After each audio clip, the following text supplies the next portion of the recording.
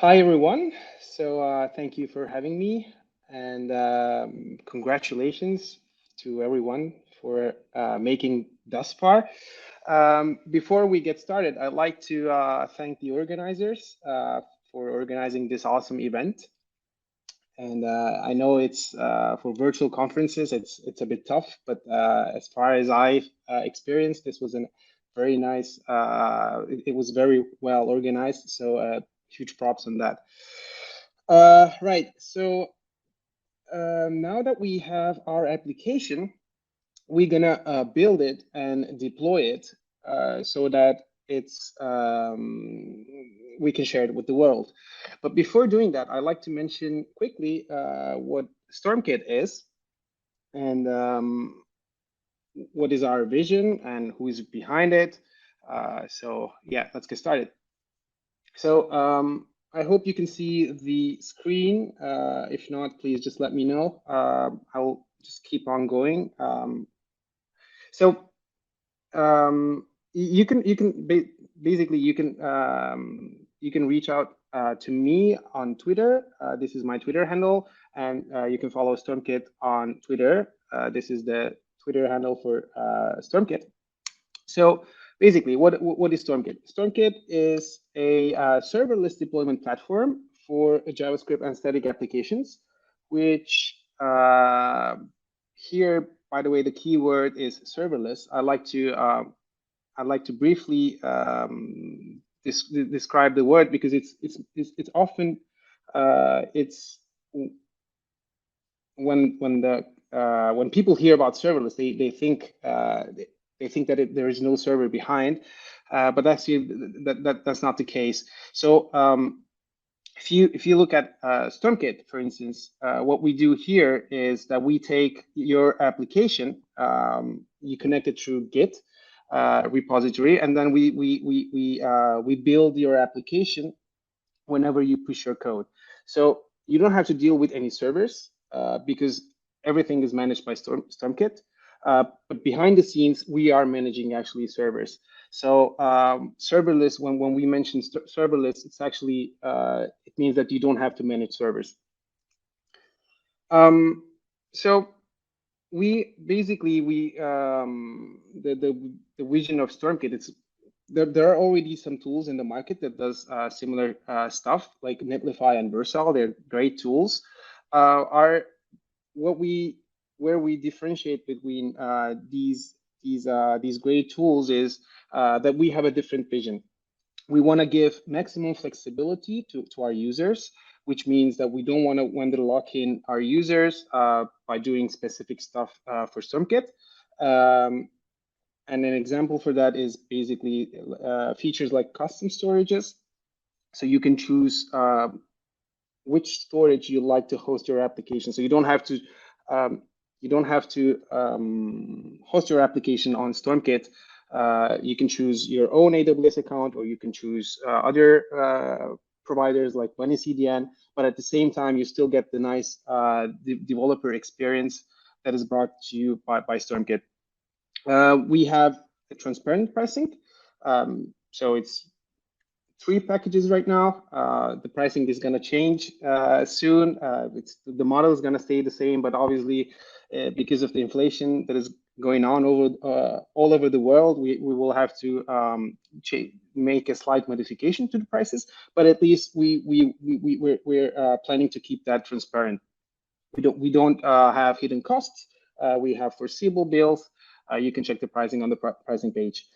And we are open source partially right now, but the plan is to open source more parts of Stormkit as we go on. Right now, the landing page is open source. The front-end application is also open source, and the serverless logic that we'll be using for the Nuxt 3, for instance, it's also open source. Yeah, quick, how do we work? Basically, we're a remote team. We're a small and a remote team working asynchronously, and we are fully bootstrapped. So we don't have, we're not seeking venture capital. And Yes. So if you have any feature requests, you can open an issue, or you can reach out to us from Discord or Twitter. You can find the links on the landing page. So let's get started. Now let's deploy. I'm going to go ahead and close this tab, open Stormkit. You can reach out. You can reach the Stormkit, the application on app.stormkit.io.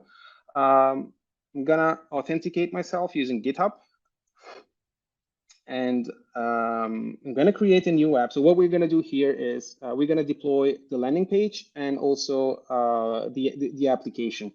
So for that reason, I'm gonna choose GitHub because the repository is located in GitHub. I forked it, so Vue up. We could not fetch in a repository. Let's see. Maybe I need to give configure Stormkit IO, all repositories. I'm sorry, I should do this on my own account. I'm using a guest account, so some stuff is not configured. Okay, let's give access to all repositories, installation complete. And then let's see if I can find, yeah, okay, awesome. So I'm gonna create the Vue Forge, Vue.js Forge, the project. Yes, it's here right now. Gonna go ahead. And here we have the environment. So Stormkit, whenever you create an application, it comes with the production environment built in. You can add as many as environments you like to have.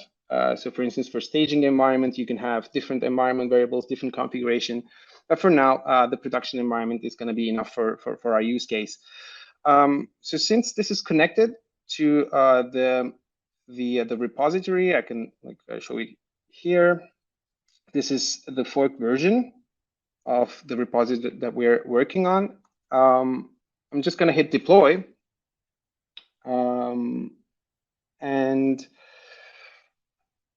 if I click deploy now, it's going to use a default value. So the default configuration is it's either using npm run build or yarn build, depending on your project configuration. So if you have a yarn lock, it uses yarn. Otherwise, it uses npm. And the build folder is usually it's dist or build, and it looks for those folders. If it's there, it picks these folders. But since we have, I know I tested it before, since we have some type check errors with the build command, I'm gonna go ahead and update here, clicking on the menu icon. I'm gonna click on edit configuration, and then here I'm gonna provide npm run build only. So this command is you can find it here, package.json. On the scripts part, you'll see that there is a build only command. So I'm gonna run that one to skip the type check. So I'm gonna update the environment, click on deploy, choose the environment, and then click on deploy. So it's gonna start the deployment. Since this is gonna take a few minutes, at the same time, I'm gonna open a new tab, app stormkit.io, and then choose the landing page this time. So we're gonna deploy it simultaneously. For this one, I'm gonna use Butter POC, which I took it from Daniel. It's the landing page. I'm gonna go ahead, choose the application. This one is using Nuxt 3. So by default, Nuxt 3 has a built-in preset for Stormkit. So it should just, if you click on deploy now, it just work out of the box. And we're gonna wait for the deployment. So this one, exercise 13, is still running. You can see the steps. This one as well. It's queued up. So we're gonna wait a couple of minutes. In the meantime, I can also mention you something. So if I click on the settings page here, and then scroll down, you can see that there are some configuration options. So the build command here for the landing page, I'm going to show you in a minute. It uses server-side rendering. But if you want to generate the landing page, if you want to export it, so if you want to make it static, you run usually with Nuxt, you run a different command. If I'm not mistaken, it's Nuxt generate. But that brings you the problem that whenever the content changes on CMS, like Butter CMS, for instance, you want to trigger a new deployment so that the content is refreshed. In order to do that, you can generate a trigger deploy URL here. So this one, for instance, if you trigger this, if you make a post or get request to this endpoint, it's gonna trigger a deployment, and you can hook it up with Butter CMS, so that whenever the content changes, it automatically makes a new deployment. Let's check our, yes, okay. So this one is the Butter POC. Okay, awesome. So the application is built, it's deployed. Now we have an endpoint for the deployment. And as you can see, it's working. Each deployment gets a unique endpoint. You can see it here, that this is the deployment ID. So that you can have multiple versions of your application. You can view them. Let's check, by the way, let's check the first deployment, which was the static application, which is here. It also works. Perfect. Now, this one is tricky because this is a single page application. If I refresh the page, you're going to have a 404. That's because single page applications, they always resolve to the index.html file, and there is a client-side routing. And in order to tell Stormkit to always resolve to the index.html file, we can go ahead and then create a redirects JSON file on the top level of your repository. So I'm just going to use the browser for this since it's a simple change. I'm going to say create new file and then create a redirects JSON file and paste here this JSON. So basically what it says that redirect all requests to homepage, excluding the assets. So the assets are the static files, like PNG files, the image files, the CSS files, the JavaScript files. And I'm going to commit the file. And this will create a new hook event, and it will tell Stormkit to build it. So you don't have to manually build the application. So when I click on this little tiny dot, you will see that there is a status update here. If you click on details, you will be brought to the deployment. So this is going to take, again, a couple of minutes to complete the deployment. And once it's done, we will see, hopefully we will see that all requests are being redirected to the index.html file. And meanwhile, I can also mention another tiny feature. Again, on the settings page, you can define outbound webhooks. So whenever a deployment is completed or it's published, I'm going to mention what is publishing a deployment in a minute. You can trigger a webhook. So you can connect this with different applications. One use case, for instance, is whenever a deployment is completed, you may want to notify your Discord or Slack channel for that. So you just type in here your Discord endpoint, and then you specify the method. If it's a post method, you also get to define the payload. So when you create the webhook, next time the deployment is complete, you're gonna have the notification on Slack or Discord. So let's check back if the deployment is complete. Awesome.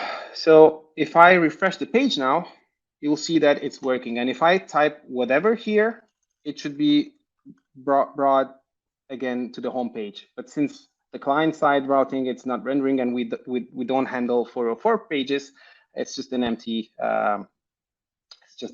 page. I think for our apps, that's it. But before ending the session, I'd like to show you something. So if you go to the homepage here, this is our landing page. Now we have this nice banner that basically tells mentions the conference. So I'm gonna go here. So Stormkit is hosted on Stormkit, and our application is this one for the landing page. And you see that we have two environments, the production and staging environments, and then you see all of our deployments. Now, this little tiny green label here, it tells that this deployment right now, it's what Stormkit, when you land on stormkit.io, displays. If I go back and then choose a different deployment here, and I say, okay, let's publish this version of the application, and then hit on publish, and then refresh the page, you'll see that the banner is gone. We're basically telling Stormkit to display a different version of our application. So if you do any mistake, or if you want to roll back your application, it's as simple as that. Now I'm going to go back and enable this or publish this version so that our banner is back. And there we are. I think that's it. We deployed 2 of our applications in less than probably 5 or 10 minutes. I mentioned briefly some features. So yes, if you have any questions, feel free to reach me out on Twitter or Discord. My DMs are open. I'm friendly, so we can also chat about anything. So yeah, that's it.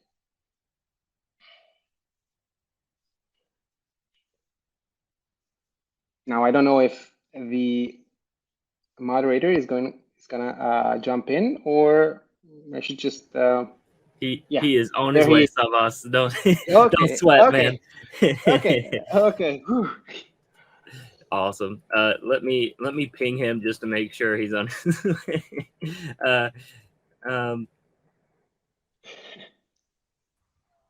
Awesome. Hello. There he is.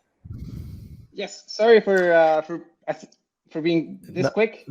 No, it's really good, really good. Yeah. So thank you very much for deploying the application. Finally, that was the final step, and everyone was waiting for it. So the whole work wouldn't be available online without this step, deploying it. So thank you very much for your effort and your talk. That was awesome, very easy to deploy, and definitely I'm going to give Stormkit a try as well next time. So we have some questions coming to you from the audience. So would you like to answer some? Yes, of course. All right, that's great. So let's start real quick with this one. So what's its Stormkit apart from? Yes. The design has changed. Yeah, what's its SmartKit apart from some of other hosting solutions? That's a very good question. Actually, at the beginning of the talk, I try to mention that, but I was a bit excited, so maybe I couldn't mention it in detail.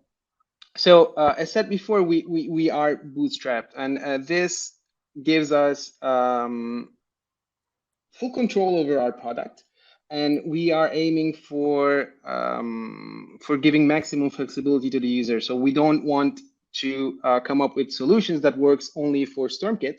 That's why, for instance, we introduced the custom sort. So if you can still see my my screen, so for instance here, you can integrate your application with several providers. Right now we have Bunny CDN and AWS S3, but it's definitely we can add more. so basically, you can still deploy using Stormkit, but at the end of the day, the files are deployed on your account. So you can, if you scale too much, for instance, if you scale your application too much, you're going to have some bandwidth costs on different providers. And by choosing by giving the possibility for the users to choose their own provider, they can minimize these costs. So that's one, for instance. The second one, we're working on an on-prem version, again, to give maximum flexibility to the users so that they can take the whole Stormkit application and then deploy it on their own AWS account. So it's going to be a completely standalone Stormkit working for their for their team. So the vision is a bit different. We want to give maximum flexibility to the user without locking them in. Right. Yeah, that's a great answer. Absolutely. Yeah. Sometimes people are working for a company that are stuck with a provider, specific provider, so they cannot just try other things. So this flexibility is definitely a pro thing for your solution. So thanks for that. Another question is that can I deploy an app to Stormkit from somewhere besides GitHub? Yes, of course. So that's a very good question. At the beginning of the, so if I log out, you will see that there are, these are the three providers that we support, GitHub, Bitbucket, and GitLab. So yes, you can deploy from any of these providers. Yeah, obviously, because you're working for GitLab, most Yes. probably you need to. I need to adjust exactly. I need to adjust the UI and put GitLab at first. So yeah, look what I'm doing in my open source. I'm supporting you, so Yeah. that's a great thing. So next question: are static pages on Stormkit hosted on CDN? So they are. Whenever you deploy your application, we use S3, and then we have our own hosting solution that actually deploys your files from the S3 bucket. We're not using a CDN right now, but you can deploy your own application to for instance, Bunny CDN, which is a CDN solution. Yeah, it's flexible to use your own provider. So I think yes. And so, but if you're planning to have this automatically happening from in the future, I mean. Yes, of course. As we scale up, right? And if there is any other provider that is like that the users want to integrate, for instance, a different CDN solution, it's just opening an issue, and we will be working on that. Right. Another quick question: does Stormkit support any previews for repo branches? So if I understand the question, I'm just reading the question, but I understand it in some way. So if you're creating now a new change in a branch and you're creating a PR, there is a preview, like a temporary deployment place for this PR until the PR is merged and this environment is gone. Do you support this or not? So there is, if I understand correctly, so this is there is an issue for that. If I'm not mistaken, create a link per branch. So it's this one. So I guess this is what the person who asked the question is asking. So if you create a branch and then you keep deploying on that branch, we always display the latest version of that branch in a link, I guess. Right now, if that's the question, right now this is not supported, but there is an issue for that, and we are planning to tackle that soon. All right, sounds great. Yeah, we have a bunch of questions out. So I'm trying to pick the ones that can be answered in a small amount of time. So the next one is: do you use Vue.js for building Stormkit? That's a very good question. This question is a little bit sticky, you might not be using it. The landing page is written using Nuxt. So that's version 2. We still need to upgrade it to version 3. The application, so app.stormkit.io, it's using React. So we're using both technologies. And the reason for that is that like I wanted to Diversity. dog food. Yeah, exactly. And since we're using Stormkit for both solutions, so for either for the landing page and also for the app, I just wanted to support as many technologies as possible. At least you're using Nuxt now for your landing page. So yeah, and we need to upgrade it to version 3. Since it's open source. If you want to contribute and if you want to like be part of it, you're go ahead. yeah, exactly. Yeah, sure. So yeah, our next question, maybe the last for this session, is how to add my custom domain to Stormkit. Is it easy? Should I share your screen again? It should be easy, hopefully, at least. That's designed that way. So I'm gonna go ahead and choose this one.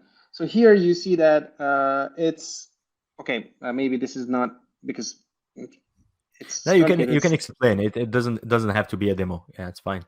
Okay. So it's you click on the environment and then you click on configure domain, and then here you type in your domain. Now this one is already verified. So let me pick for instance for the butter POC, configure domain, new domain. You type in your domain here, example.com, and then Stormkit will start the verification process. It's going to tell you to add this TXT record on your DNS.